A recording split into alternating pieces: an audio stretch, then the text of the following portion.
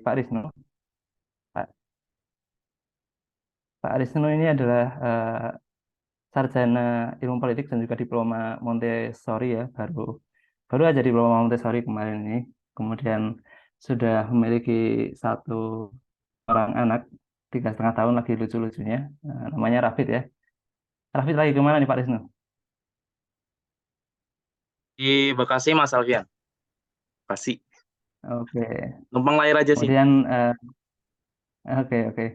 Kemudian istrinya bernama Rizka Apriliantini. Eh, Lalu untuk aktivitasnya ada banyak sekali dibaca ya Ibu-Ibu semua.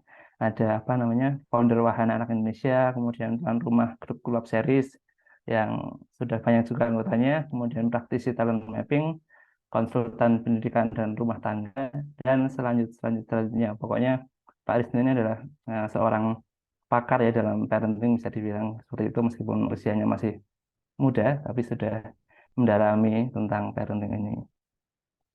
Gitu tanpa berlama-lama ya, sepertinya sudah pada menunggu materi dari Pak Wisnu. Saya serahkan kepada Pak Wisnu saja untuk ke depan dan silakan ibu-ibu semua disimak, dicatat juga boleh. Nanti kita juga akan membuka sesi pertanyaan gitu. Silakan Pak Wisnu. Baik, makasih Mas Alfian. Bismillahirrahmanirrahim. Assalamualaikum warahmatullahi wabarakatuh. Suara saya terdengar kan ya? Jelas kan ya? Boleh boleh dibalas di chat ya. Apakah suara saya terdengar?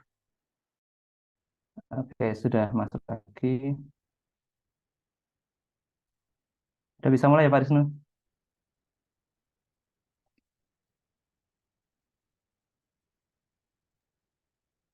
Baik, mohon maaf ya, saya terlempar dari internet saya. Baik, terima kasih Mas Alfian sudah mengantarkan ya dan memberikan awalan. Bismillahirrahmanirrahim. Assalamualaikum warahmatullahi wabarakatuh. Waalaikumsalam warahmatullahi wabarakatuh. Oke, berarti terdengar suara saya. Innalhamdalillah, nahmaduhu wa nasta'inuhu wa nastaghfiruh wa na'udzubillahi fala mudhillalah wa min fala hadiyalah. La ilaha illallah wa la syarikalah wa asyhadu anna Muhammadan abduhu wa rasuluhu la nabiyya wa la rasula ba'dah. Allahumma shalli wa sallim wa barik ala sayyidina Muhammadin wa ala alihi wa ashabihi wa man tabi'al huda bi ihsanin ila yaumil amma ba'd. Baik, alhamdulillah bil alamin. Segala puji dan pujian yang milik Allah.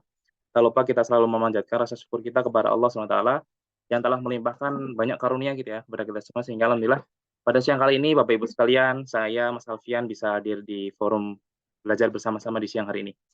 Kemudian salawat beriring salam tak lupa kita curahkan dan hadiahkan kepada junjungan kita Nabi Allah Muhammad sallallahu alaihi wasallam, kepada keluarga beliau, sahabat beliau, para tabi'in, tabi'ut tabi'in, para generasi ulama, dan semoga kita semua yang senantiasa melaksanakan sunnah-sunnah beliau akan bisa mendapatkan syafaat beliau di yaumil akhir. Amin. Amin. Baik, pertama, ya alhamdulillah ya, akhirnya saya bisa uh, mulai untuk merambah ke webinar-webinar ya. Saya juga ditemani sama Mas Alfian. Pertama, saya mohon maaf dulu terlebih dahulu, barangkali ada suara-suara anak-anak ya. Kebetulan pada jam siang ini saya juga jatahnya saya buat apa namanya soal anak saya, jadi nggak apa-apa, biar dia juga ngerti. Ayahnya lagi ngisi. Mohon maaf ya jika ada suara-suara anak-anak, anak bayi terutama, karena masih 3,5 tahun. Kemudian yang kedua, tadi ya Mas Alfian ini teman kuliah saya sebenarnya, satu angkatan, satu fakultas gitu ya. Jadi yang alhamdulillah beliau mau menemani kita gitu ya. Beliau lulusan sosiologi, kalau saya lulusan manajemen kebijakan publik, sama-sama di fakultas ISIPOL ya, sosial politik, satu alumni juga sama. Jadi insya Allah ya bakal ya bareng-bareng ya untuk uh, mengedukasi atau bareng-bareng bersama untuk belajar bareng ya di forum-forum Club Series, anak-anak atau berbagai kanal yang dari saya pribadi gitu ya. Kemudian yang ketiga, pada siang hari ini saya mau sharing-sharing aja ya, memberikan ilmu yang sudah saya dapatkan terkait dengan konteks menguatkan identitas dengan strength typology. Nah, barangkali mungkin ada Bapak Ibu sekalian yang baru pertama kali mendengar ya, apa sih strength typology gitu ya. Strength typology itu berarti tipologi kekuatan. Jadi kita itu menguatkan diri itu dengan kekuatan-kekuatan gitu ya, yang ada dalam diri kita. menguatkan identitas dengan tipologi kekuatan kita. Nah, nanti seperti apa isinya atau pembahasannya kita bisa lihat ya di slide-slide berikutnya. Jadi nanti bisa santai aja sih ya.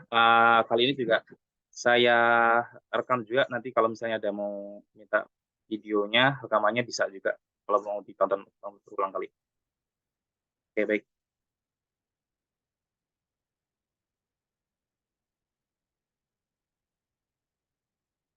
Nah, barangkali mungkin pertama ini, karena ini stream topologi ya, jadi ini bisa dikonteskan di manapun ya, sebagai seorang pribadi terutama, baik itu sebagai orang tua, sebagai seorang pemuda, bahkan mungkin nanti ketika seorang anak gitu ya, ketika kita punya anak, karena ini kan Bapak Ibu sekalian ya. Tapi biasanya kalau ketika saya mengikuti webinar-webinar atau mengadakan webinar atau keluar gitu, biasanya memang ini Mas Alfian, apa namanya? Yang laki-laki itu cuma dikit ya. Itu bisa dihitung. Dari manapun, dari forum manapun itu biasanya yang laki-laki biasanya benar-benar bisa dihitung tuh. Bahkan sampai dihitung dengan jari gitu ya. 10 gitu, 15 atau berapa. Nah, saya kembali ya di sini, tapi semoga itu tidak bisa nggak mengurangi ya, mengurangi forum kita pada siang hari ini.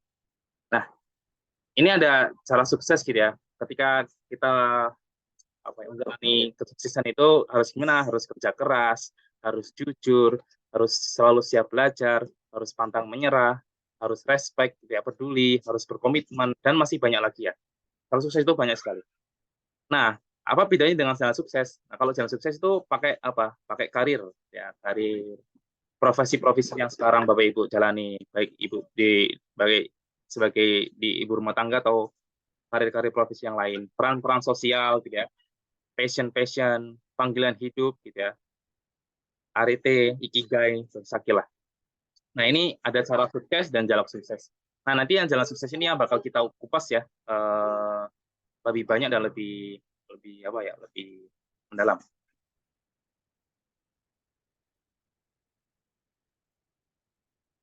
Nah, ini ada konsep ikigai ya, kalau Bapak Ibu pernah dengar, ikigai ini dari Jepang ya. Ini ada lingkaran-lingkaran yang bisa dilihat ya, ada aspek passion gitu ya, aspek mission, aspek profession, dan aspek vocation. Nah, nanti di lingkaran-lingkaran ini akan berimpitan ya, atau beririsan ya. Kalau passion sama mission itu apa yang kamu cintai, apa yang dicintai gitu. Passion sama profesi berarti apa yang kamu bisa bagus gitu ya. Dan kalau misalnya profesi dengan senang-senang atau vokasi gitu ya, apa yang kamu bisa dibayar kayak gitu. Kemudian kalau misi dengan vokasi, vocation itu apa yang kamu butuhkan. Nah, kesemua 4 lingkaran ini ketika bertemu jadi satu, itu akan menemukan konsep ikigai. Nah, mungkin barangkali ikigai ini yang bakal kita juga singgung ya melalui strength typology ini. Maka alasan keberadaan itu atau hal yang membuat terjaga di pagi hari. Dan diyakini juga bahwa menemukan ikigai adalah jalan untuk meraih kepuasan dan makna hidup. Jadi ketika kita sudah menemukan ikigai ini, maka kita akan bisa menjalani hidup dengan bahagia, dengan enak gitu ya, dengan mudah, kemudian dengan lebih bermanfaat, lebih rileks dan macam-macam. Nah, ini konsep ikigai. Nah, kita ke slide selanjutnya. Nature base ya. Bahwa kita setiap pribadi gitu ya, atau setiap anak, setiap orang itu memiliki karakteristik bawaan. Dia itu dilahirkan, Allah tuh melahirkan setiap orang gitu ya, melahirkan. Allah menciptakan orang gitu ya, yang dilahirkan melalui orang tua masing-masing gitu ya, atau bapak ibu masing-masing. Itu pasti akan memiliki karakteristik bawaan atau ya bawaan sejak lahir. Biasanya dia pertemuan antara gen antara ayah atau ibunya, atau bahkan ada juga unsur-unsur genetis dari keluarga besar. Maka konsep ini atau pemahaman ini juga harus diperhatikan bahwa setiap pribadi itu memiliki karakteristik unik. Kemudian dalam psikologi positif itu dikenal sebagai set rank. Kalau dalam ilmu psikologi positif ya. Nah, bentuk dan karakteristik bawaan ini diterima diapresiasi dan dikembangkan sehingga mewujudkan bentuk idealnya. Makanya bentuk dan karakteristik itu bisa tuh dicari gitu ya. Dan nanti kita akan menemukan idealnya kayak tadi konsep ikigai atau strength typology nanti. Nah, tapi ketika kita memakai cara pandang yang mekanistik ya, yang sangat-sangat mekanistik, yang sangat-sangat kaku, itu akan memunculkan anggapan bahwa manusia itu dapat diubah dan dibentuk sebebasnya gitu. Tapi juga ada sebagian lain yang meyakini prinsip alam gitu ya, atau prinsip nature, meninggalkan usaha dan pentingnya daya juang. Jadi ada yang percaya bahwasanya bakat itu sudah ada, atau juga ada yang percaya juga bakat itu harus dibentuk. Jadi kedua-duanya ada mazhabnya tuh. Jadi kita coba. Ya. Nah, dalam Quran surat Al-Isra ayat 84, "Qul kullum ya'malu ala syakilatihi wa rabbukum a'lam biman huwa ahda sabila." Katakanlah tiap-tiap orang berbuat menurut bentuk dirinya masing-masing. Tuhanmu lebih mengetahui siapa yang lebih terpandu jalannya. Setiap manusia memiliki syakilah untuk diri, sifat, kepribadian, kecenderungan berperilaku. Maka setiap manusia juga memiliki sabilan. Sabilan itu jalan hidupnya yang unik. Nah, dari ayat ini ayat Al-Quran ya, 1784, Al-Isra, ada syakilati istilahnya. Syakilati itu bawaan gitu ya, bawaan. Yang syakilati itu nanti akan menuju atau membawa ke sabilan, jalan hidup yang unik. Nah, nantilah tugas kita sebagai manusia atau ciptaan Allah itu yang menemukan syakilati itu, bukan menemukan ya, sudah ada ya, tinggal dicari, kemudian diaktifkan, dan nanti akan memandu kita untuk menuju sabilan kita masing-masing. Karena sabilan atau jalan hidup saya gitu ya, dengan jalan hidup Mas Alfian, Bapak Ibu sekalian itu pasti beda-beda. Barangkali mungkin saya diciptakan agar, ayo Mas Wisnu ya, kamu diciptakan buat edukasi terus ke orang tua, macam-macam gitu. Dan mungkin Mas Alfian, oh Mas Alfian ya, mohon tolong dibantu terkait dengan teknis-teknis sosmed, YouTube, TikTok, macam-macam dan yang lain-lain. Itu adalah sabilan gitu ya, jalan kita yang akan berbeda satu dengan yang lainnya. Nah, maka cobalah lihat sekitar kita. Apa kebutuhan, apa masalah, apa tantangan yang membuat kita merasa terpanggil. Nah, ini nanti yang akan menguji ya, menguji tugas spesifik kita. Kalau saya gitu ya, saya sebenarnya dulu sempat pernah gitu ya, karena kan saya di Sospol jurusan saya sebenarnya manajemen dan kebijakan publik. Cuma dulunya saya juga sering terlibat tuh dekat ya sama anak-anak SMA, SMP gitu ya, sering banget dekat sama mereka. Nah ternyata gitu ya, pada saat 2021 saya daftar PNS, saya sudah keterima ya, karena jurusan saya itu emang mengarah ke arah sana, ke apa namanya, PNS gitu ya, ke perangkat negara gitu. Nah ternyata saya nggak bisa ambil gitu, karena saya harus dibuang ya di NTT, terus saya udah di Jakarta gitu ya, udah settle di Jakarta, terus ke NTT, maka saya mikir, oh ternyata nggak bisa saya ambil. Maka dari itu saya coba untuk melihat diri saya pribadi gitu ya, dan ternyata saya menemukan bahwasanya karena saya dulu dekat anak-anak SMP, SMA, kemudian juga dekat sama orang tuanya juga, sering gitu ya, konsultasi, diskusi gitu ya. Akhirnya saya banding setir itu, banding arah profesi saya ke mana? Ke parenting dan dunia pendidikan. Nah, maka yang sekarang ini adalah salah satu jalur yang akan saya titi gitu ya, akan jalur atau jalan yang akan saya jalani ke depan gitu ya. Karena ini ya barangkali mungkin saya masih belum terkenal, atau saya biasa aja. Ya, itu wajar karena ini baru saya mulai gitu. Nggak apa-apa. Kalau kata Ustadz Aat tuh, puncak untuk kesuksesan itu baru bisa dimulai di umur 40 tahun. Nah, sampai 40 tahun itu istilahnya kita coba-coba dulu, kita coba bangun dulu kapasitas diri, kita coba latihan-latihan dulu gitu. Nah, nanti lari cepatnya itu mulai 40 tahun. Karena Nabi Muhammad juga usia dapat kenabian dan rasul, dapat wahyu pertama tuh umur 40 tahun gitu. Awalnya beliau dapat kepercayaan dulu dari masyarakat kayak gitu dan yang lain-lain. Maka ini tadi sudah saya jelaskan dengan pekerjaan saya gitu ya. Ya semuanya di dunia parenting. Saya ngisi-ngisi parenting gitu ya, pendidikan anak. Dan di Jakarta juga saya mengadakan playdate anak karena saya kuliah diploma Montessori dan pendidikan anak. Maka itu salah satu aspek praktiknya gitu ya. Apa sih ilmu yang bisa saya praktekkan ya, yang sudah saya dapatkan itu kayak tadi. Mengadakan playdate ke anak, kemudian playdate orang tua juga, dan yang lain. Itu di Jakarta. Nah, maka Bapak Ibu, apa nih tugasnya gitu ya? Merasa terbengongnya karena faktor apa nih? Nah, itu nanti bisa dicari. Maka di sini kita akan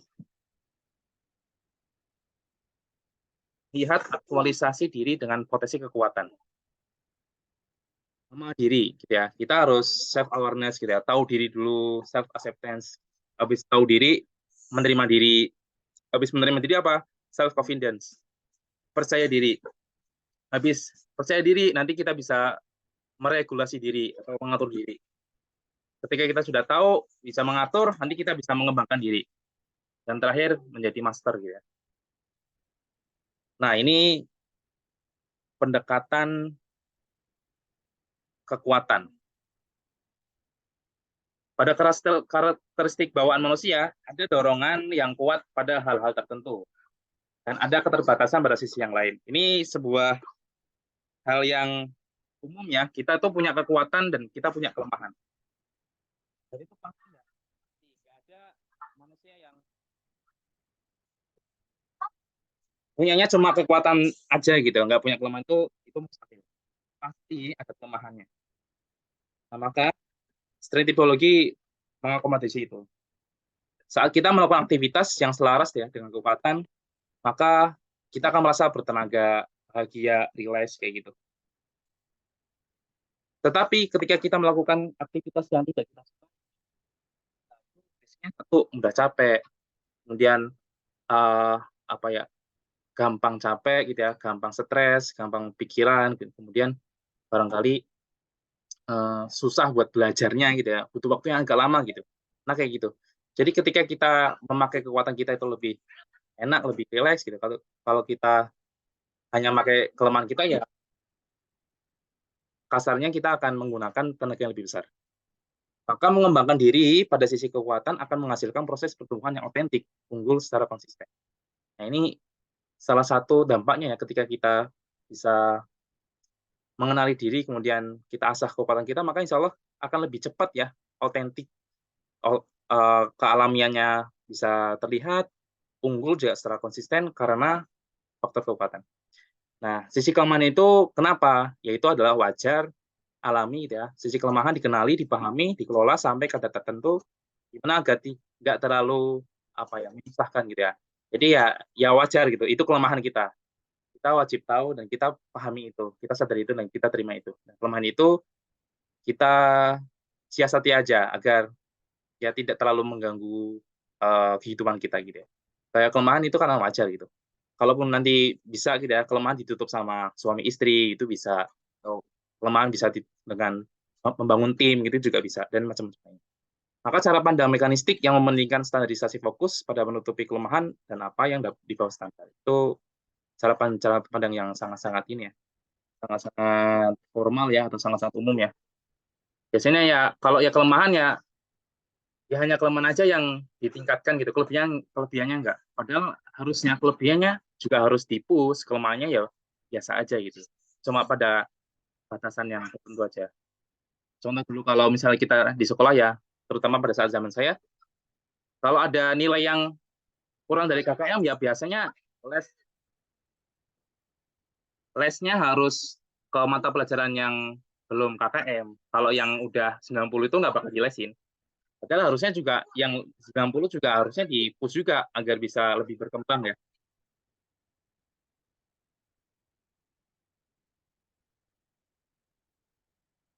Nah, apa sih itu kekuatan gitu ya?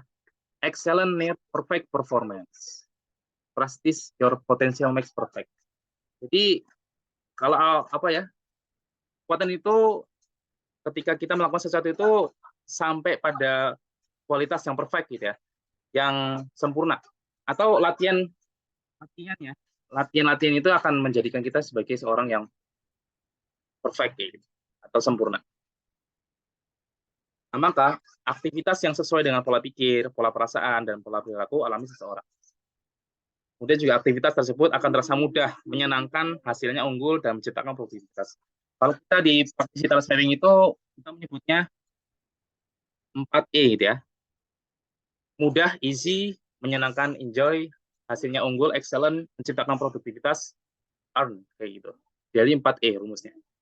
Jika kita melakukan aktivitas tertentu dan kita merasa semakin kuat karenanya, maka itulah kekuatan kita. Nah, tadi ya, ketika kita melakukan aktivitas-aktivitas apapun itu, ketika kita merasa mudah, gampang gitu ya, jadi itu adalah kekuatan-kekuatan kita. Kualitasnya prima dan konsisten. Biasanya nanti kekuatan itu akan konsisten kayak gitu ya, akan terus-terusan kelihatan. Makin sering dilakukan, maka akan semakin baik atau semakin sempurna. Practice your potential makes perfect. Nah, ini dasar teorinya ya. Dari strength typology itu, atau nanti berujung ke bakat itu dari Gallup Global Research oleh Donald Austin. Jadi Gallup Global Research on Strength Company itu melakukan riset selama 25 tahun pada tahun 73 dan 98 pada lebih dari 1 juta karyawan dari berbagai jenis perusahaan, industri, dan negara. Jadi ini independent interview ya, 80.000 manajer. Banyak ya. Riset ini lintas industri pertama dan terbesar di dunia pada saat itu. Pengembangan sumber daya manusia yang menyelidiki hubungan antara kinerja nyata di dunia kerja dengan kepribadian. Nah, inti penuhnya apa? Inti penuhnya adalah satu institusi atau perusahaan yang kuat dengan konsistensi kinerja dan profit kontribusi jangka panjang adalah yang berhasil menarik dan mempertahankan karyawan-karyawan dengan kinerja terbaik. Pertama ya, jadi dia mempertahankan karyawan yang memiliki kinerja terbaik. Kemudian kedua, karyawan dengan kinerja terbaik memiliki keselarasan antara penempatan, tempatnya dia bekerja, tugas, dengan karakteristik kepribadiannya, talent strength. Jadi yang kinerja terbaik itu siapa? Itu orang yang di dalam tempatnya itu sesuai dengan tipe karakteristiknya. Yang ketiga, ditemukan pada manusia, dari risetnya itu ada 34 karakteristik yang ini jadi teori ya dari para praktisi talent mapping menggunakan ini. 34 tema bakat karakteristik yang dapat diamati sebagai sifat dan pola perilaku produktif kayak gitu. 34 ini agak banyak ya. Nanti bisa di lain kesempatan. Nanti saya cuma review aja. Nah, apa sih kaitan bakat dengan kekuatan? Setiap sifat secara alami akan menimbulkan daya dorong yang menggerakkan kita untuk melakukan aktivitas tertentu. Jadi bakat itu secara alami dalam diri itu akan mendorong, gitu ya, mendorong kita untuk menggerakkan kita untuk melakukan aktivitas tertentu. Jadi bakat itu sebenarnya dia bisa mendorong, gitu ya, dan mendorong bisa cepat, bisa enggak, tergantung bakatnya kuat atau enggak, kayak gitu. Bakat menjadi sumber dari spontanitas dan kepuasan yang muncul saat melakukan aktivitas yang selaras. Bakat juga memberikan daya penguasaan besar sehingga suatu aktivitas yang selaras dengan bakat itu bisa dengan cepat dikuasai. Cepat tuh kalau sesuai dengan bakat. Sampai hingga betul-betul sampai unggul gitu ya, sampai sempurna, sampai mungkin excellent kayak gitu. Nah, berkorelasi juga timbal balik, bakat menghasilkan kekuatan, kekuatan juga menunjukkan bakat terpendam. Nah, masih memahami konsep kekuatan, jadi bukan hanya sekedar bisa aja, tidak sekedar ahli aja. Jadi kekuatan adalah keahlian yang bisa kita lakukan dengan benar-benar bagus, ya, baik, bagus, berulang-ulang, penuh rasa kepuasan dan kebahagiaan. Jadi 4E tadi, sih ya. Enjoy, excellent, easy, dan earn. Maka kekuatan bersifat spesifik pada aktivitas tertentu. Kita mungkin tidak memiliki kekuatan pada semua aspek dunia kerja, tetapi kita juga pasti punya kekuatan di beberapa aspek yang lain. Keunggulan hanya dapat dicapai dengan mengasah kekuatan, bukan dengan memperbaiki kelemahan Anda. Nah, ini yang biasanya agak rancu ya, bahkan sampai sekarang tuh banyak gitu ya. Jadi keunggulannya yang ditinggalkan malahan, kelemahannya malah yang ditingkatkan. Padahal kelemahannya ya udah sampai titik tertentu aja, keunggulannya kita push gitu ya. Karena keunggulannya itulah yang bakal menjadikan kita yang unik gitu ya, atau bakal membentuk konsep diri kita. Maka kita pakai kekuatan ini, 4 activity ya, produktivitas dihasilkan saat kita fokus melakukan aktivitas yang mudah, menyenangkan, berkualitas, unggul, dan menghasilkan. Aktivitas ini ditemukan dengan pengalaman langsung. Oleh karena itu, penting sekali setiap individu melakukan eksplorasi dan memperbanyak pengalaman beraktivitas. Isi enjoy ketika kita melakukan aktivitas mudah dan menyenangkan itu bisa jadi tanda bakat. Kalau excellent itu adalah hasil dari kita mengasah bakat-bakat kita. Kalau earn itu adalah udah jadi manfaat, udah jadi outputnya, manfaat bagi diri sendiri kepada orang lain. Baik nanti yang menghasilkan uang maupun yang menghasilkan kebermanfaatan. Nah, nanti setelah kekuatan sudah muncul ya, nanti akan membentuk personal branding kita. Jadi personal branding itu adalah gambaran paling sederhana menjelaskan tipe kekuatan yang paling menonjol dan paling menjanjikan jika digunakan dan dikembangkan untuk dari diri kita. Jadi personal branding juga memudahkan kita mengenalkan sosok kepada publik secara positif gitu ya. Seperti saya gitu ya. Kalau saya bakatnya individualization nomor satu. Individualization itu adalah saya suka mengamati orang-orang gitu ya. Bahkan dalam konteks yang lebih besar gitu ya. Jadi saya ngerti tuh kalau ketika baru pertama kali melihat orang, saya tahu ketika saya ngelihat, saya tahu pemikirannya, saya ngerti itu bakat individualism. Kemudian yang kedua developer, yang sekarang saya jalani itu pakai bakat developer. Jadi suka melihat orang lain berkembang dengan ya seperti ini, dengan ngasih-ngasih tahu, sharing-sharing kayak gitu. Nah, kemudian personal branding juga menjadi petunjuk jalan ya untuk menemukan panggilan spesifik kita, peran kehidupan kita. Dan juga dapat digunakan di beberapa ruang kehidupan, bisa di ruang profesional kerja, ruang-ruang informal, kayak seperti saya ini, ruang informal gitu ya, ruang-ruang komunal, publik gitu ya, atau personal.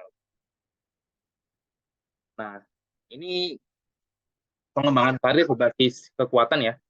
Jadi membangun karir dengan mengenal diri dan mengasah bakat serta kekuatan bukan lagi bersandar pada pendidikan formal akademik belaka. Nah, ini barangkali pendidikan kita udah mulai agak eh, bergeser ya. Ya, masih ada beberapa yang pakai sekolah-sekolah formal, tapi sudah ada beberapa pakar gitu ya, atau orang, atau bahkan praktisi trans mapping yang sudah membangun karir itu berbasis bukan pakai ijazah tok gitu ya. Tapi sekarang sudah pakai apa karyamu, apa portofoliomu, apa kinerjamu buat masyarakat kayak gitu. Jadi ijazah itu sekarang apa ya nggak terlalu dibutuhkan. Nanti barangkali mungkin ya beberapa tahun kemudian ya setelah ini gitu ya mungkin ijazah sudah nggak terlalu laku lagi gitu ya. Yang laku adalah tadi apa yang sudah kita lakukan gitu ya. Baik yang berbentuk portofolio buat diri sendiri, masyarakat, yang lain. Nah ini sudah agak agak berubah ya. Kita juga harus bersiap-siap. Makanya pengetahuan terkait dengan strength based career development ini juga perlu. Kemudian memperbanyak aktivitas dan eksplorasi pengalaman. Ini penting ya. Kalau kata Ustaz Taat, sampai 40 tahun itu bisa gitu ya, dipakai. Boleh memperbanyak aktivitasnya, eksplorasinya gitu ya. Pas mahasiswa boleh ikut banyak kegiatan organisasi gitu ya. Kalau sudah punya minat tertentu boleh didalami kayak gitu. Mumpung masih ada waktu usia, silakan habis-habisan ya. Alami banyak semua pengalaman yang ingin dialami kayak gitu. Kemudian membangun milestone keahlian. Nah, kalau sudah fokus nih, coba bikin milestone gitu ya atau perencanaan-perencanaan karir atau profesional kita. Nyusun portofolio karya. Jadi disusun kayak gitu. Kalau saya kayak gini ya, kayak gini. Saya dari awal gitu ya, saya sudah banting setir, saya belajar-belajar, saya coba bangun komunitas. Nanti sekarang saya sudah mau beralih ke webinar-webinar atau dunia-dunia apa namanya webinar online kayak gini. Atau nanti juga saya bikin kelas-kelas online juga. Nah, kemudian terhubung tuh dan bergabung dengan ekosistem yang sesuai. Ya, silakan bergabung komunitas yang sesuai dengan bakatnya, kekuatannya. Orang tua, guru, mentor sebagai fasilitator pengembangan bakat. Itu pasti ya. Orang tua itu wajib ya karena orang yang terdekat dengan kita atau anak kita gitu ya. Guru itu juga sama di sekolah dan satu butuh mentor gitu ya. Ya kalau orang yang sudah apa ya menjalani hidup dengan apa ya mengambil jalur bakat ya biasanya akan lebih barangkali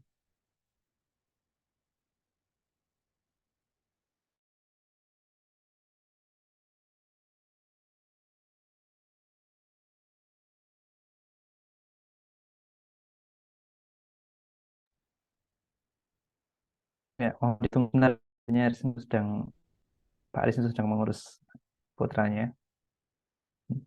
Sedang jadwal. mengasuh anaknya dari Oke. misioner. Nah, orang tua, guru, mentor sebagai pendidik karakter moral dan kedewasaan. Ini juga pasti juga karena tiga aspek ini, tiga orang inilah yang dekat ya, yang dekat dengan anak kayak gitu. Jadi makanya kalau kita coba sebagai orang tua ya, kita juga harus belajar tuh anak kita tuh berbakat di mana, punya minat di mana dan macam-macam. Nah, ini ada kompetensi dan kekuatan. Apa bedanya? Kalau kompetensi itu tahu teori, bisa praktek, kerja menurut instruksi dan prosedur, capai target yang diharapkan. Kayak saya itu kompetensinya adalah di sosial politik gitu ya. Lebih khusus di manajemen dan kebijakan publik. Kalau Mas Alfian kompetensinya di sosiologi. Tapi beda kekuatannya Mas Alfian, kekuatannya di sosmed gitu ya, di YouTube, di TikTok, di Instagram. Kalau saya kekuatannya di sini gitu ya. Di dunia parenting, pendidikan. Memahami sepenuhnya, menjiwai, menguasai secara alami, bekerja penuh inisiatif, antusiasme, semakin dikerjakan, semakin bertenaga, hasil terbaik dan konsisten. Kayak saya gitu, ya suka aja ya, diskusi bareng gitu ya, sharing-sharing bareng terkait dengan tema-tema ini. Mungkin juga Mas Elvian juga suka tuh ngutak-atik YouTube-nya, ngutak-atik Instagram-nya, TikTok-nya, macam-macam. Ya itulah. Barangkali mungkin agak bisa beda ya, kayak misalnya saya sama Alfian, Mas Alfian. Atau juga bisa sama, kompetensi dan kekuatannya bisa sama. Itu lebih bagus gitu ya, karena lebih enak. Kebetulan saya gitu ya, Mas Alfian tadi beda, kompetensi sama kekuatannya beda. Nah, ini ada konsep task ya, TASK, ada talents. Nah, ketika kita baru tahu bakat itu ya baru cuma satu aspek ini aja.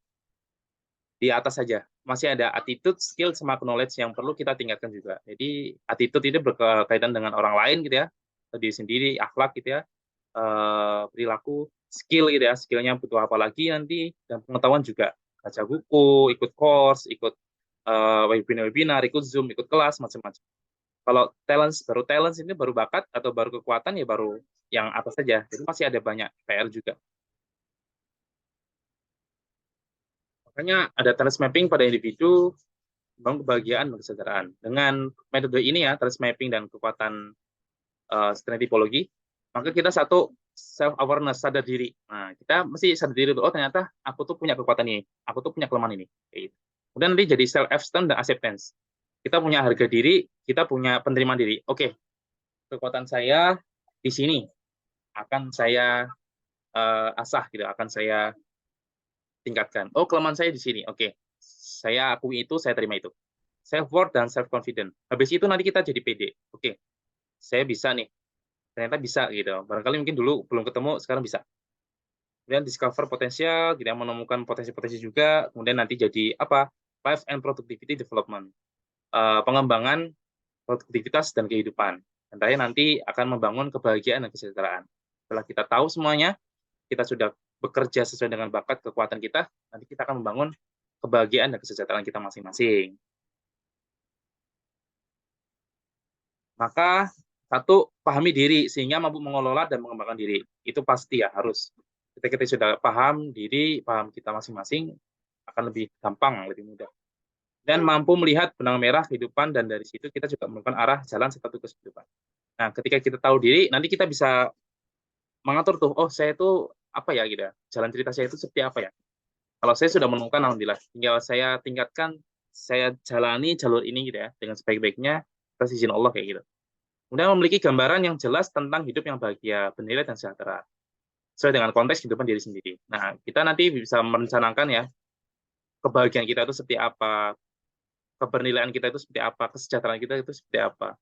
Kalau orang-orang yang tadi sudah menemukan itu, kadang kalau sudah bermanfaat aja sudah bahagia kayak gitu. Syukur-syukur kalau nanti bisa dikasih rezeki banyak, bisa membantu banyak orang, itu lebih lebih dahsyat lagi kayak gitu. Kemudian hidup jadi autentik dan bermanfaat, itu pasti ya. Jadi diri sendiri gitu ya, dengan kekuatan masing-masing, kemudian bisa memberikan manfaat. Kemudian bisa juga nanti melalui assessment mapping ya terkait dengan apa namanya menemukan potensi diri ini, kekuatan diri ini, bisa memudahkan ya orang untuk benar-benar melihat detail kepribadiannya sehingga semua hal di atas dapat diwujudkan. Jadi ada beberapa langkah ya jika nanti bisa melalui cek-cek aktivitas atau pakai tools-tools ya. Kalau yang gratis ada namanya temubakat.com gitu ya. Selain tipologi 30-nya, kalau ada yang lebih dalam dan lebih lengkap itu di talent mapping. Nah, maka seperti apa sarannya? Aktivitas yang tepat untuk terus dieksplorasi serta dikembangkan secara sistematis baik dengan menambah pengalaman atau mengikuti pelatihan. Jadi tadi aktivitas-aktivitas yang sudah seperti kayak kekuatan, sudah jadi kekuatan, maka jadikan pengalaman atau ditambah pengalamannya dan mengikuti pelatihan. Ya kayak saya sekarang sudah di pendidikan gitu ya, saya juga tipe orang yang suka merhatiin, saya perhatiin tuh semua pakar-pakar pendidikan. Bahkan saya punya listnya gitu ya, semua listnya dengan tema-tema tertentu tuh saya pelajari gitu ya. Tapi nanti ya saya akan set code diri. Maksudnya setelah saya dapat itu semua, saya ya kalau Riznu itu pandangannya seperti ini kayak gitu. Dia seperti itu juga. Dia jadi orang yang otentik kayak gitu. Dan dapat dijadikan panduan untuk menempatkan seseorang pada sebuah tugas peran kerja tertentu. Itu juga bisa. Jadi kalau misalnya di pekerjaan, di komunitas gitu ya, di organisasi, itu bisa tuh buat menempatkan orang-orang ya dengan kinerja yang bagus. Kalau bakat ini tuh cocoknya di mana, kalau kekuatan itu cocoknya di mana. Tidak harus semuanya didapatkan dalam satu pekerjaan, dapat sebagian saja yang digunakan. Ya karena banyak ya personal branding itu ya kayak saya gitu ya. Mungkin ada 14 bakat yang terkuat, saya paling baru bisa menggunakan 5 bakat aja yang sesuai dengan minat bidang saya sekarang kayak gitu. Ada yang kayak gitu, ada yang bisa semuanya bisa, tapi ya kadang capek. Ada yang mungkin cuma milih 1, 2, 3 bakat doang, itu bisa. Jadi masing-masing. Aktivitasnya bisa bersifat generik gitu ya, perlu disesuaikan dengan konteks bidang profesi untuk melihat aktivitas realnya. Itu dia bisa dilihat profesi realnya gitu ya. Kayak saya udah masuk di dunia parenting, pendidikan anak, ya berarti di Indonesia dengan hidupnya dengan seperti ini gitu ya. Nah, ini perbedaan-perbedaan ya. Mana mana yang kekuatan, mana yang kelemahan. Kalau sama yang nggak berbakat sama berbakat. Spontanitas gitu ya. Kalau nggak berbakat itu sangat lambat. Kalau berbakat cepat banget. Puas gitu ya. Kalau yang nggak berbakat itu kayak rasanya hampa gitu ya. Capek, hampa gitu ya. Udah lelah. Kalau berbakat itu pasti senang, berlimpah, bahagia, bunga-bunga kalau melaksanakan itu. Energi, cepat habis kalau nggak berbakat. Kalau berbakat, wow, nggak habis-habis ya tenaganya. Kedalaman gitu ya, kedalaman pengetahuan, kedalaman prosesnya itu dangkal kalau nggak berbakat. Tapi kalau berbakat itu bisa sangat dalam, bahkan sangat dalam sekali. Penguasaan terhambat gitu ya, lambat kalau berbakat, cepat, cerdas, tangkas gitu ya. Pengulangan, kalau nggak berbakat jarang sekali diulang-ulang, males kayak gitu. Tapi kalau berbakat sering, terus-terusan bahkan gitu ya, bahkan mungkin setiap harinya, karena itu makannya ya, tempat makannya. Pengulangan harus dipaksakan dulu tuh baru bisa gerak. Kalau berbakat, yaudah nggak usah disuruh, langsung berlari, nggak usah disuruh langsung kejar, langsung bisa kayak gitu.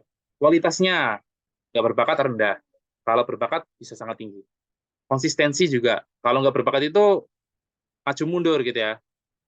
Ngot-ngotan itu apa ya? Mudah panas gitu ya. Kadang panas, kadang nggak mau sama sekali gitu ya. Kalau konsistensi yang berbakat itu bakal stabil.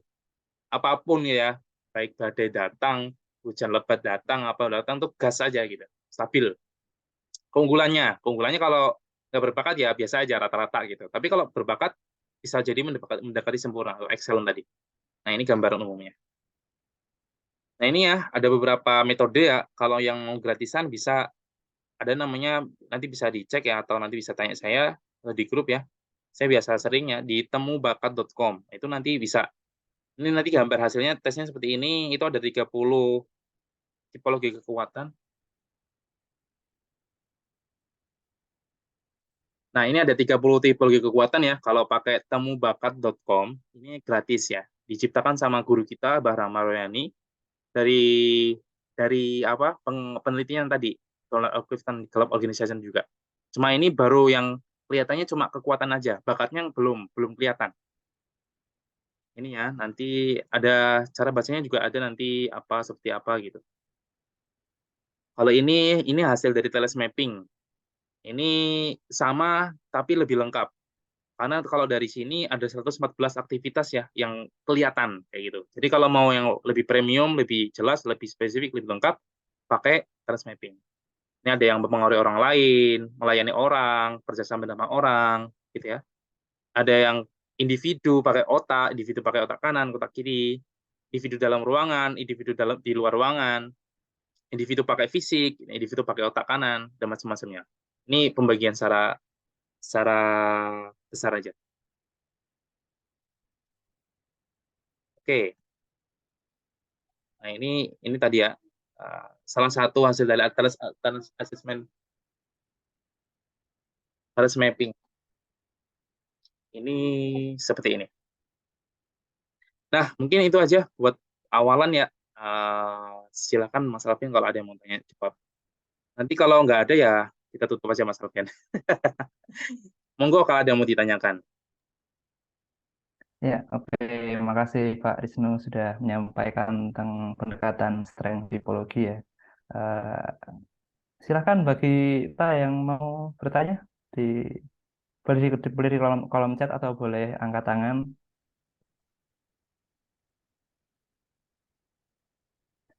Tadi menarik ya ada ternyata bahwa ada pendekatan strength typology yang dia berfokus pada ini saya menyampaikan kesimpulannya apa namanya kayak kurang lebih resume materi hari ini.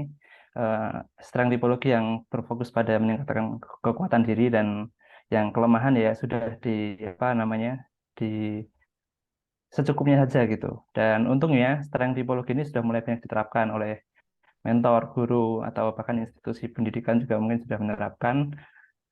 Tapi sayangnya ini Pak Risnu, gimana dengan kita-kita yang sudah berumur, yang sudah jadi korban sebelumnya, gitu, yang sebelumnya mungkin dipaksa untuk meningkatkan kelemahan, meningkatkan sisi kelemahannya, tapi tidak mengepus sisi kekuatannya itu harus bagaimana? Gitu. Apalagi kalau yang sudah mungkin sudah 40 lebih atau sudah ya ya tadi melewati fase-fase emasnya, gitu.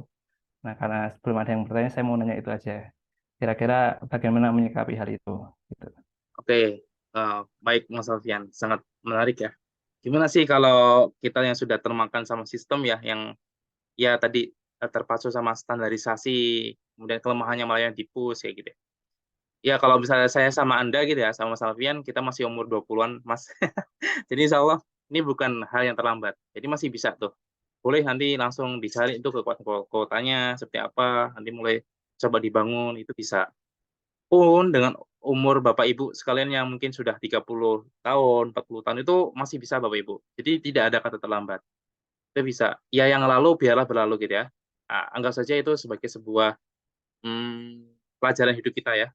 Dan kita bersyukur bahwasanya kalau misalnya, oke sekarang aku tahu, aku paham ya Allah, makasih ya Allah, Kau telah memahamkan saya, itu kita patut bersyukur. Eh, dengan apapun ya prosesnya gitu ya, dapat dari manapun ya, dari saya kayak dari mana kayak itu apapun patut disyukuri. Karena tidak ada kata terlambat Bapak Ibu. Jadi oke langsung benar-benar siap, oke siap belajar, kemudian bisa tanya-tanya, bisa cari kekuatannya, bisa pakai tools-tools yang tadi yang bisa kayak mau gratisan bisa di temubakat.com atau pakai yang lebih premium berbayar gitu ya, tennis mapping kayak gitu. Jadi kayak gitu Mas Alfian. Ya kalau misalnya kayak sekarang kita ya ya udah gitu ya. Mau gimana lagi? Dulu saya SD, SMP juga ngerasain kayak gitu gitu ya. Cuma ya ya karena kita dulu nggak ngerti, orang tua kita juga masih belum paham, ya nggak apa-apa kayak gitu. Jadi ya makanya barangkali ya Bapak Ibu yang mungkin punya tetangga atau pernah tahu itu sekarang tadi ya sudah saya tekankan ijazah bisa jadi bakal punah gitu ya. Kesaktian ijazah bakal lebih punah. Kecuali kalau cuma dipakai buat ini ya kayak formal gitu kayak PNS atau pekerjaan formal lain. Kalau yang sudah pakai yang expert gitu ya, yang sudah khusus itu biasanya kadang cuma ditanya mana portofolio kamu gitu ya sampai sampai sampai saat ini. Yang dilihat tuh cuma portofolio aja. Karena berbasis portofolio itu kita jadi tahu mengerti oh ternyata orang itu tuh punya kekuatan di sini dan kerjanya juga di situ. Kita mudah banget untuk menilai seseorang dan mengakomodir seseorang di mana kita bisa. Jadi seperti itu Mas Alfian. Oke, ada yang mau menanggapi dulu tadi mungkin yang merasa jadi korban kehidupan juga.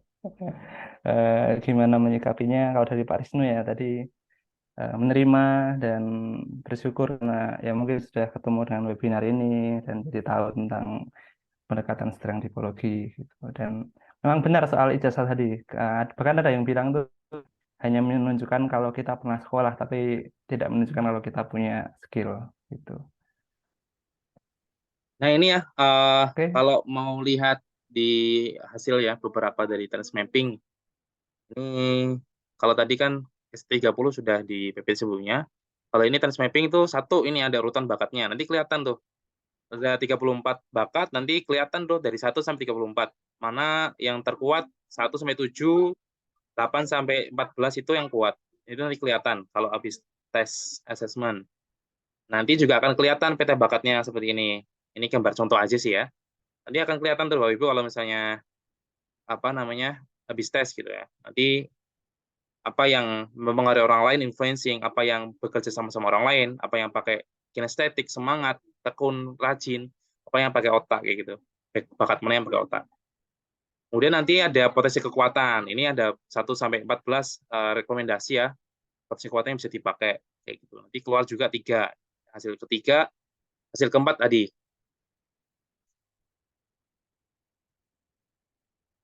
Nah, ini hasil keempat, Strength Cluster Map. Ini yang tadi saya katakan, kalau yang 30, S30 cuma 30 doang. Tapi kalau pakai Assessment Talent Mapping, sampai 114 aktivitas itu kelihatan nih. Nanti ini tuh kecil-kecil ya. Nanti kalau di Assessment Talent Mapping ada, bisa. Terakhir itu Personal Branding. Itu nanti setelah semuanya itu ditarik, apa karakteristik kita untuk orang lain itu bisa dipakai. Ini contohnya strategis, kreator, visionary, quality control, distributor. Anda dapat memilih jalan terbaik kayak gitu. Ini contoh saja.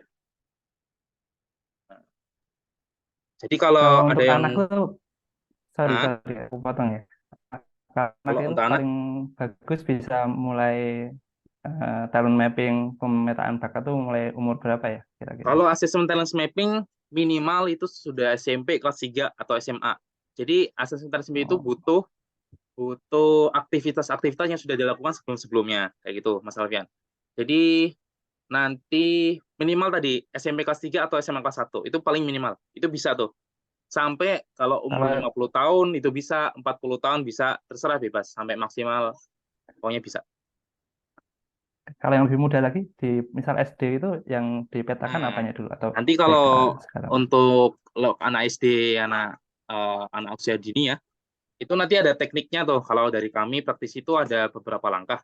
Di awal nanti saya sedang bikin kelas e-course-nya ya untuk kelas bakat itu untuk men-tracking, membaca, menstimulasi dan mengembangkan bakat anak sejak usia dini sampai usia SMA. Itu nanti bakal saya share ya di grup-grup saya atau di komunitas saya. Nanti tunggu saja. Ini saya lagi proses perekaman satu-satu Mas Alfian. Nanti bisa ditunggu aja. Itu nanti ada tekniknya, ada caranya, ada pengetahuannya, ada ilmunya.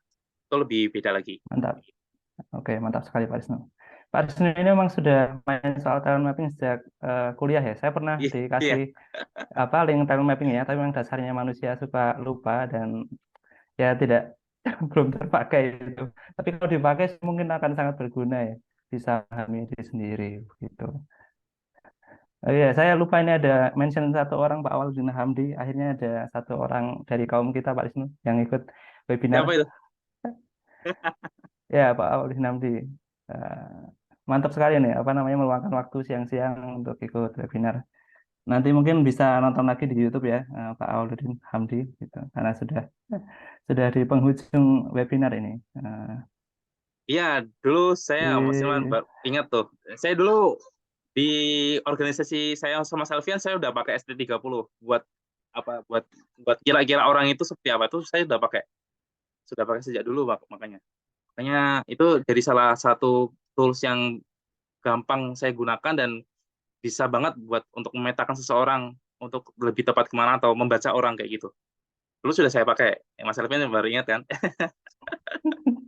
jadi ingat lagi ini. Ya jadi ingat nasib. Ya, oke. Ada lah yang mau nanya nggak nih, Bapak-bapak, Ibu-ibu, mau didiskusikan mumpung ketemu Pak Disnunya langsung. Yang punya anak-anak SD, SMP, TK, mungkin nanti bisa diikutkan programnya Pak Wisnu yang ditunggu aja kapan launchingnya nanti diinfokan di grup WhatsApp. Itu tidak ada yang mau Tunggu sampai jam mengajukan 2 aja Mas pertanyaan. Alfian, sekalian. Jam Ah, 2 oke, nanti kalau nggak ada boleh, bisa boleh, ditutup. boleh, boleh. Ya, jadi Kalau ini ya, kalau eh, ngomongin, oh ya, sorry, kamu, aku duluan ya Mas. Pak Wisnu aja. Jadi ini Ya, ya. mumpung ada event Jambore Talent Mapping, Santri Talent Mapping, jadi ada diskon menarik Bapak Ibu kalau ada yang mau pakai ya Trans Mapping, diskon sampai 50% ya. Jadi setengah harga nih. Jadi kalau misalnya Bapak Ibu tertarik atau pingin gitu ya, buat diri sendiri gitu ya, atau buat anaknya, atau buat ngecek gitu ya, bakat kekuatannya untuk memvalidasi karir itu bisa. Monggo silakan. Nanti ke saya, nanti bisa di PM aja. Cuma sampai batasnya 30 September. Jadi nanti asesmen task mapping ini seperti kayak tes psikologi sebenarnya, nggak ada benar salah. Jadi kerjakan aja sesuai dengan gambaran diri. Ada pertanyaan kayak Mas Alfian? Oh iya, nih. Saya bacakan ya atau ya bacakan. Kerjakan aja. Gini, dari Mbak Nisa Khair dari Malang ya, jauh sekali dari Malang. Ustadz izin tanya, kadang sudah tahu hasil talent mapping, tapi tidak tahu cara memakai hasilnya bagaimana. Cara memakai hasilnya, bagaimana menyikapi atau memanfaatkan hasil talent mapping tersebut. Gitu. Siap. Ya, makasih Mas Alfian. Ini Bu Nisa Khair ya dari Malang ya, sampai Malang. Kadang ada yang sampai Papua, ada yang Sulawesi, yang udah banyak sih, alhamdulillah. Nah, jawabannya gini Bu. Jadi hasil assessment talent mapping itu baru bisa dibaca atau dianalisis itu sama praktisi Bu. Ya misal kalau saya kan praktisi ya, kan udah belajar ya. Jadi kita belajar 3 hari atau 2 hari ya, 2 hari penuh tuh dari pagi sampai sore itu buat bahas aspek-aspek untuk terkait dengan talent mapping. Itu salah satu aja. Jadi kalau mau gitu ya, cara memakainya ya harus konsultasi gitu ya. Kalau Ibu mau tahu ilmunya ada, tapi berbayar. Itu saya jutaan ya, sampai berapa ya? Saya lupa, 2 juta atau 3 juta gitu buat ilmu bacanya. Kayak gitu. Kalau Ibu mau yang lebih murah, lebih itu ya numpang untuk dibacain ya, atau dianalisis sama praktisi. Kebetulan kalau saya juga praktisi, saya bisa gitu ya. Kalau mau, monggo silakan. Kalau sudah punya ada hasilnya, mau dibacain aja, harganya malah lebih murah ya, karena cuma bacain aja, hasilnya udah ada. Soalnya kalau tadi bonusnya apa namanya, diskonnya itu diskon hasil asesmen sama konsultasi hasil 1 jam kayak itu. Jadi kalau mau berminat silakan. Ya memang kalau itu kadang kita nggak paham ya, karena kan orang awam ya. Hasilnya ada 46 halaman kalau nggak salah, itu bisa dibaca, tapi kadang bingung kalau orang nggak ngerti ilmunya kayak gitu. Jadi monggo Bu, kayak gitu ya. Jadi harus ke praktisi. Kalau mau lebih ke dekat monggo, kalau mau ke saya juga monggo silakan. Praktisi sekarang udah banyak banget ya. Kalau mau cocok-cocokan ya silakan. Kalau sekarang sama saya bisa, atau sama yang lain juga bisa. Gitu. Ya, begitu jawabannya dari Pak Wisnu. Sudah terjawabkah Bu, Bu Nisa Khair? Ya. Memang mengenali diri sendiri itu memang sulit sih, Bapak Ibu. Jadi harus kadang harus ada pendamping, harus ada praktisi, harus konsultasi praktisi, dan itu memang ilmu yang ya berharga untuk mengetahui jalan hidup kita itu harus kemana, begitu. Atau mungkin mengetahui jalan hidup anaknya kita mau kemana. Gitu. Kalau Rafid sendiri sudah kelihatan belum Pak Wisnu? Kira-kira bakatnya di Udah, apa ini? udah, udah. Jadi Apa? karena saya ini ya, saya sudah tahu ilmunya. Jadi kan ada beberapa rumus ya. Satu tadi yang sudah saya katakan itu 4E. 4 itu easy, enjoy, excellent, sama sama earn gitu ya. Nah, ada nanti 3B namanya rumusnya. 3B itu ini untuk anak-anak usia dini ya, atau anak sebelum masa usia SMA, itu ada 3B rumusnya. Satu, beragam. Kita kasih stimulasi aktivitas apapun kegiatannya ya, pakai rumus rumus 3B. Satu, beragam aktivitas, jadi banyak aktivitas tuh, kasih aja banyak aktivitas. Kedua tuh, bertemu banyak orang. Ketiga, berulang-ulang. Kalau Rafid nih, Rafid nih tipe anak yang satu, dia nggak takut sama orang. Nggak takut sama orang. Jadi kalau dia ketemu orang baru tuh, malah disapa gitu ya. Dia diajak ngobrol kayak gitu. Nah, ini salah satu bakat relator namanya. Relator sama uh, WOO gitu ya. Bisa. Jadi nanti apakah nanti dia konsisten ya? Saya lagi ngecek nih sampai sekarang. Konsisten tuh sampai umur 15 tahun sampai dewasa atau enggak kayak gitu. Nah, kalau nanti saya mau validasi ya pakai assessment mapping bisa. Jadi itu salah satunya.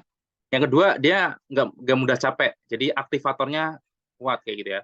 Atau tadi bakat striving-nya ada kayak gitu. Itu kedua. Kemudian yang ketiga, empati. Bakat empati ini menarik ya. Bahkan sampai kami gitu ya, aku sama istri itu mainan gitu ya. Jadi kita pura-pura nangis gitu ya. Tapi itu langsung otomatis nangis. Jadi dia kerasa sampai segitunya. Itu salah satu tanda bakat Bapak Ibu. Tinggal nanti dicek konsisten atau enggak sampai usia 15 tahun. Nah, kalau udah konsisten, benar-benar konsisten dan kuat, ya itu berarti bisa jadi memang bakatnya di sana, di empati, relator tadi, sama striving. Nah, tinggal nanti saya nih bikin kurikulum, bikin kegiatan yang memfasilitasi atau mengakomodir bakat-bakat tadi, bakat relatornya, bakat strivingnya, gitu ya, bakat empatinya, sama satu ini significance ya, dia uh, apa ya sangat senang menjadi pusat perhatian ya karena orangnya aktif ya kinestetik ya punya nggak bisa diem dah anak-anakku tuh jadi kayak gitu sama kayak bapaknya maksudnya suka diakui maksudnya ingin diakui keberadaannya seperti itu jadi itu beberapa bakat-bakat yang sudah terlihat ini usia anak saya baru 3,5 tahun tapi sudah kelihatan tadi karena tahu ilmunya nanti ada beberapa aspek-aspek atau apa ya ilmu-ilmu yang bisa dilakukan nanti bisa ketahuan. Makanya nggak pakai asesmen taris mapping pun kalau punya ilmunya insya Allah bisa. Tinggal nanti ya ditekuni aja.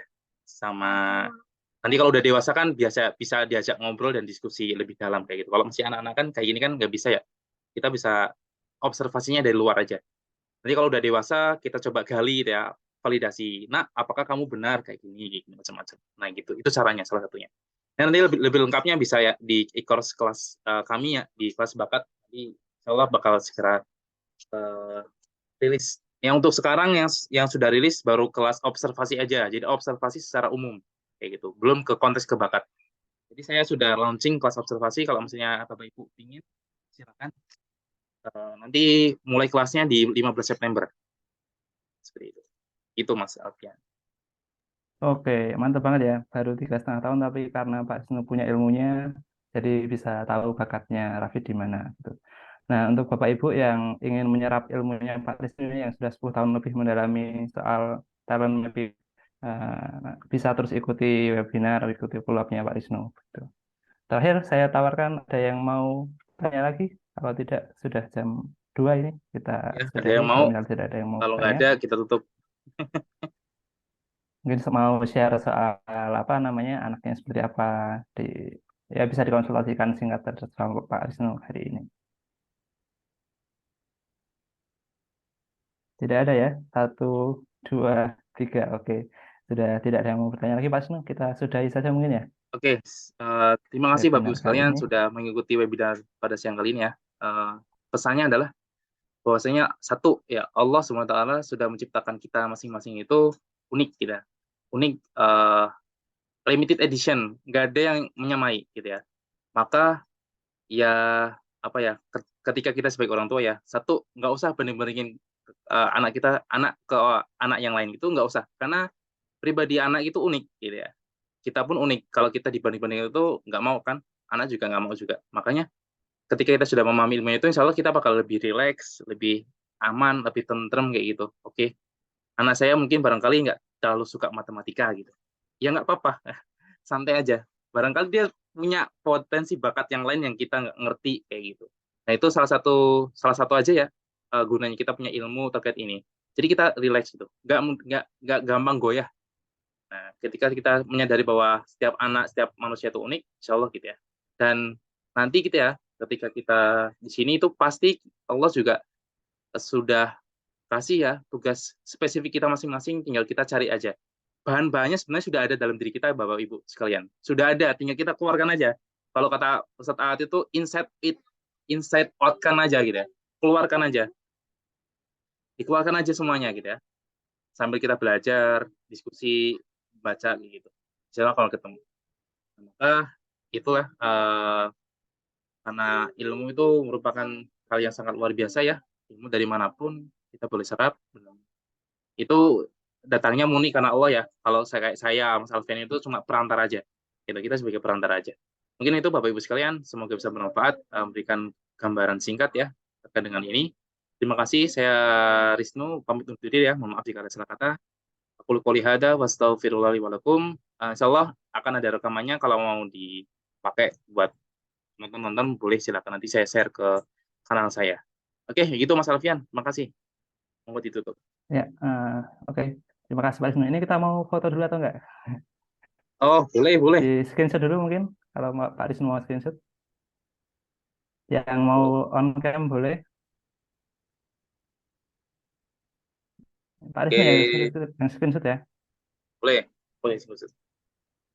Oke, 5, 4, 3, 2, 1. Senyum. Oke, oke. Terima udah. kasih. Eh, Ditunggu antusiasme di webinar berikutnya. Terima kasih untuk hari ini yang sudah meluangkan waktu. Terutama Bapak-bapak satu ini ya yang apa sendirian, tidak ada Bapak. Ditunggu di webinar berikutnya juga. Nanti infonya akan di-share di Kulwab begitu. Kita serap terus ilmu dari Pak Riznu juga dan nanti mungkin akan mendatangkan teman-teman yang lain juga untuk sharing tentang berikutnya di sini. Kita cukupkan dengan membaca hamdalah, Alhamdulillah. alhamdulillahirobbilalamin. Kemudian doa kafatul majlis, subhanallah. Sekian dari kami. Mohon maaf apabila ada kesalahan dan banyak salah kata. Assalamualaikum warahmatullahi wabarakatuh. Waalaikumsalam warahmatullahi wabarakatuh. Ya, silakan keluar Zoom. Saya izin matiin Zoom-nya ya. Nanti rekamannya saya posting. Makasih Siap, Mas siap. Alfian sudah menemani Terima kita. kasih Makasih ya, Bapak Ibu sekalian. Masjid Bapak Ibu. Saya tutup ya. Izin tutup ya.